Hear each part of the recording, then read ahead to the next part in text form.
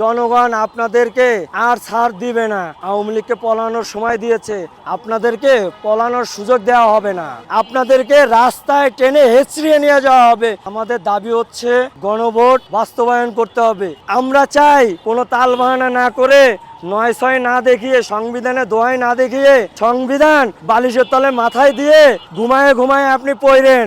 আমরা যেটা জনগণ চাই সেটা বাস্তবায়ন করেন আপনারা।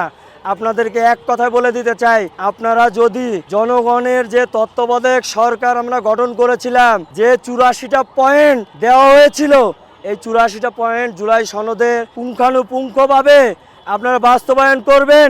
১৩৩টা অধ্যাদেশ আপনারা পুঙ্খানুপুঙ্খভাবে বাস্তবায়ন করবেন, কোনোটা আপনারা বাদ রাখতে পারবেন না। কড়া ডিক্লারেশন দিয়ে বলতে চাই, জনগণ আপনাদেরকে আর ছাড় দিবে না।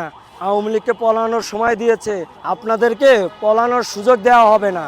আপনাদেরকে রাস্তায় টেনে হেঁচড়িয়ে নিয়ে যাওয়া হবে। শিলংয়ের মতন আপনি ওইখানে গিয়ে আরামায়েশে থাকবেন, আর এখানে এসে গুম খুনের আপনি যে অধ্যাদেশগুলো বাতিল করবেন।